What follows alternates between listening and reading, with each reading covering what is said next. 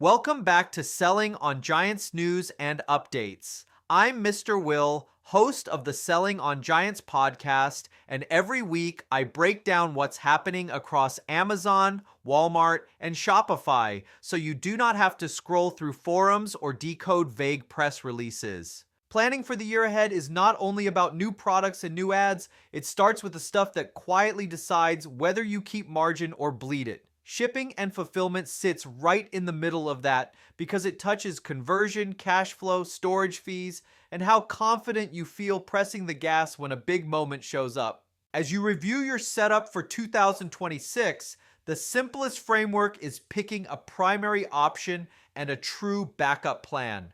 Most brands get into trouble when they try to run 5 partial strategies at once, and none of them is strong enough when the volume spikes. Fulfillment by Amazon is still the cleanest fit when you want prime speed and Amazon handling pick and pack, customer service, and returns. It tends to be the default for products with steady velocity and predictable demand. Amazon warehousing and distribution is the practical buffer when you want lower cost storage and a cleaner way to keep FBA stocked, especially ahead of tentpole events when you need space for top sellers and promotional inventory. Seller Fulfilled Prime works when you control a warehouse or have a 3PL that hits strict requirements every week without surprises. Fulfilled by Merchant makes sense when you need full control over shipping, packaging, or inventory handling, or when a product does not fit FBA economics cleanly. Multi-channel fulfillment is the shortcut for brands selling beyond Amazon who want competitive delivery without building logistics from scratch. Remote fulfillment is a smart way to test international demand using United States inventory before you commit to placing product in each country. The point is not to chase every option.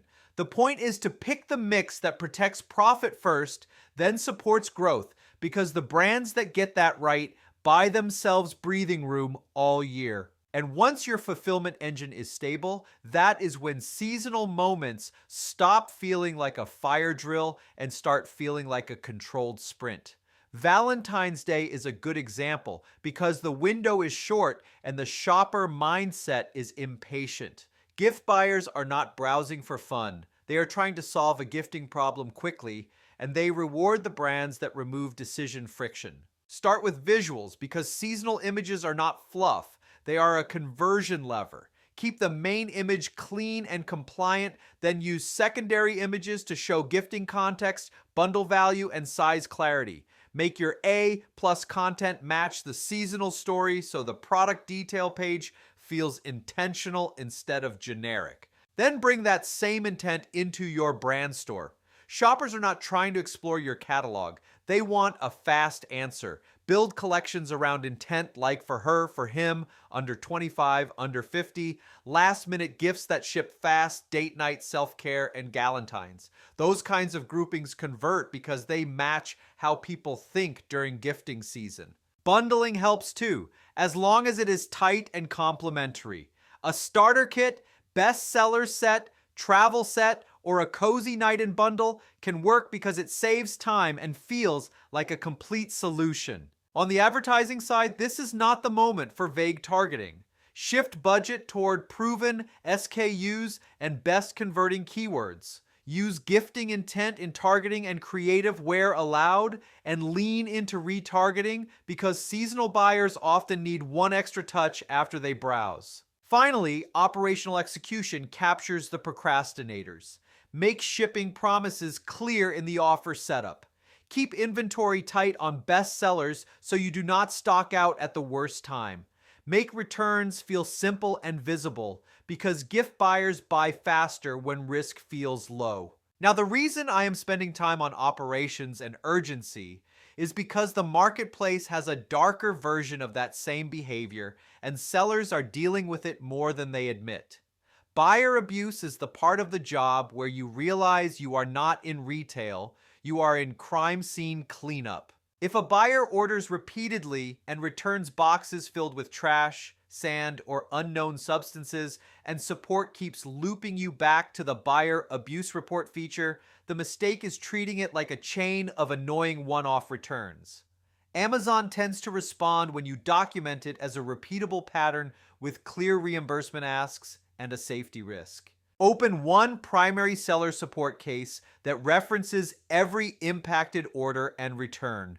Include a simple timeline, list every case ID you have opened, and ask for escalation in writing. The goal is to stop getting handled as isolated events. Then file safe T claims for each return and treat evidence like a courtroom standard. Photos of the unopened return box, shipping label clearly readable, LPN label clearly readable, photos immediately after opening, side-by-side expected versus received. If you have pack-out photos or inbound condition images, include them. Keep the language focused on wrong item returned and reimbursement request, because that keeps support anchored on action.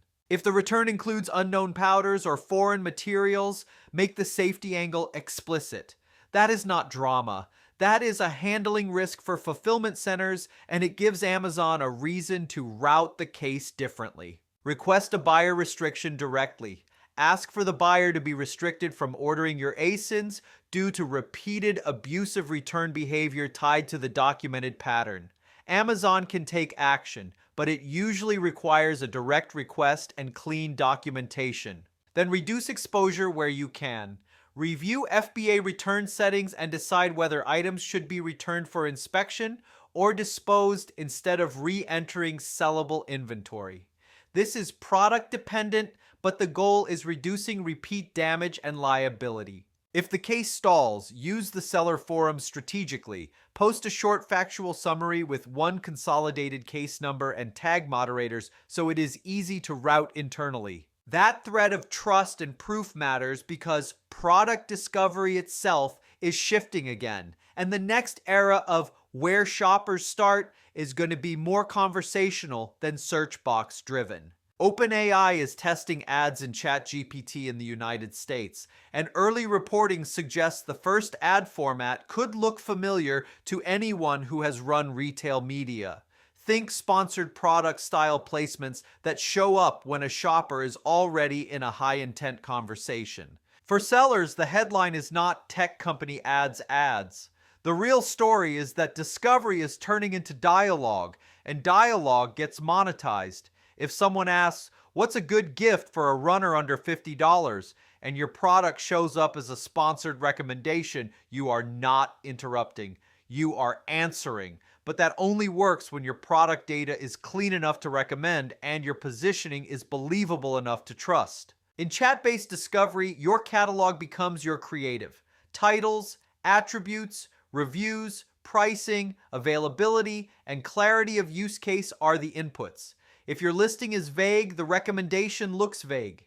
If your reviews are thin, the recommendation feels risky. Trust becomes the moat because people treat these tools like helpers, not billboards, and anything that feels misleading gets rejected fast. So the prep work is not complicated, but it is non-negotiable. Tighten titles and bullets around real use cases. Make images do the heavy lifting with clear outcomes and scale.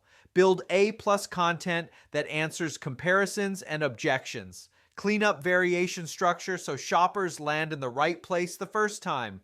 Then protect the fundamentals that make any channel work, which is review velocity, pricing consistency, and inventory stability. Before we keep going, quick sidebar, because if you are listening to all of this and thinking, this is exactly the kind of complexity that turns into decision fatigue inside my team, that is literally what we do. At Bellavix, we have helped brands sell over $500 million on Amazon. We are a verified ad partner, and we focus on hands-on strategies that turn marketplace complexity into clear operating plans. When the platforms shift, the goal is not to chase noise. It is to align teams, clean up execution, and build a plan that holds up under pressure. Head to bellavix.com if you want a team that actually knows what the inside of Seller Central looks like. All right, back to it. Because while AI discovery and operational trust are changing the game on Amazon, Walmart is pushing the delivery promise itself into a different universe. Walmart and Wing are scaling drone delivery in a bigger way for 2026, positioning drones as a fast last-minute convenience layer that sits on top of standard delivery. The expansion plan points to 150 Walmart stores in 2026, with reach projected at more than 40 million Americans, and they are planning to add more locations in 2027 across major metros from Los Angeles to Miami. For Walmart sellers, this matters because the delivery battleground is shifting from hours to minutes for certain categories. That changes assortment strategy. Lightweight, non-fragile, high-urgency items become more valuable when fast delivery is available because convenience creates repeat behavior. Local availability becomes a growth lever too. If you are only thinking nationally, you miss the fact that store-level in-stock performance becomes the whole game when delivery is measured in minutes. The operational play is to prioritize drone-friendly SKUs where it makes sense, tighten packaging and prep, and watch replenishment cadence near high-volume stores. When speed goes up, tolerance for out-of-stocks goes down, and the brands that stay reliably available get rewarded. And this is where retail tech stops being a trend deck and starts being an operating reality. Retail Dive's retail tech trend coverage has the right framing: less hype, more systems. Generative AI is moving from experiments to infrastructure that shapes discovery, content, and customer service. Retail agents are becoming real interfaces for shoppers, associates, and suppliers, which changes how products get found and selected. Social commerce keeps pulling demand upstream, so people decide what they want before they ever search. In-store tech is under pressure to prove return on investment, which forces retailers to get picky about what scales. For sellers, the implication is that content and product data are no longer nice to have. They are the fuel that powers recommendation surfaces. Retail media keeps expanding beyond the marketplace search bar, so you should expect new sponsored placements where helpful recommendations turn into paid visibility. And speed wins. The brands that move fastest with better content, better offers, and better availability take share. That upstream discovery shift also shows up on Google, and it is easy to miss because people treat algorithm updates like weather. They complain, then move on, and never fix the underlying issue. Google rolled out a core update over the holidays, and the important reminder is that these updates usually do not penalize sites. They reshuffle how Google interprets queries and intent, which can change what kinds of pages rank. You can lose traffic even if nothing is technically wrong because Google starts favoring different result types. The response is to diagnose before you rewrite everything. Use Search Console comparisons to isolate which queries lost clicks before versus after the update. Then figure out whether it is a broad shift or a site-specific decline. If it is site-specific, improve helpfulness fast. Put the most useful answer at the top of the page. Improve structure with clear headings. Remove intrusive elements that block the content. Add jump links, social proof, author info, and credible citations. Refresh with current data and add FAQs and definitions that match the way people search. Which brings us back to the platform that still wins the decision moment, even when discovery starts elsewhere. Amazon still dominates product discovery because it removes friction. Shoppers can discover, compare, read reviews, and buy in one place, and that habit compounds. Surveys still show a large share of shoppers starting product searches on Amazon, even if that share has declined over the last few years as AI and social pull the first query upstream. Prime and trust are the moat. Reviews shorten the buying journey because they reduce uncertainty. The Amazon app keeps discovery fast on mobile because it avoids the mess of mobile web. The bigger shift is that Amazon may become the fulfillment destination more often than the discovery engine.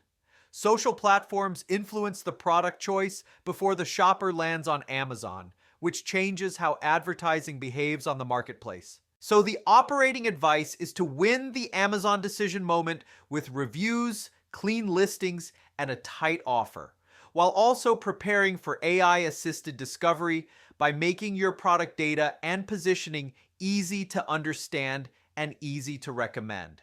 You see the same marketplace logic spreading beyond Amazon too. Best Buy, Nordstrom, and Target are leaning into marketplaces as a core lever for assortment, margin, and faster trend response. Target frames it as curation at scale and a way to spot trends faster, while pushing bulky categories to marketplace so stores focus on experience. Best Buy has grown seller count and SKU breadth significantly since launching. Nordstrom is using Marketplace to fill assortment gaps, especially value price points, without becoming an everything store. For sellers, more marketplaces means more doors to walk through, but also more scrutiny. Retailers want breadth, but they want it curated and on brand. That favors operators who can prove reliability fast. Clean listings, stable inventory, compliant offers, and low friction fulfillment become table stakes. And while retailers build new assortment engines, the media side keeps evolving too, because inspiration is becoming shoppable in places that used to be pure top funnel. Pinterest is launching a shoppable Roku series in March 2026 using creator-led transformations that turn boards into real-world makeovers, with brand partners woven in and viewers able to jump from the show into Pinterest to save and shop. The seller takeaway is not that you need to become a television producer. The takeaway is that discovery keeps moving upstream and CTV keeps turning into performance media. Creative and merchandising become the lever, and you need your landing experiences ready so demand does not leak when it finally hits Amazon, Walmart, or DTC. That's your Selling on Giants news and updates for the week. We covered fulfillment strategy for 2026, seasonal conversion levers for Valentine's Day, how to force progress on buyer abuse, the early shape of sponsored discovery inside ChatGPT, Walmart's drone delivery expansion, and how retail tech, Google, and marketplaces keep reshaping where shoppers decide. If this saved you time and helped you translate noise into action, leave a review wherever you're tuning in and follow or subscribe so you do not miss next week. I'm Mr. Will from Selling on Giants, and I'll see you in the next one.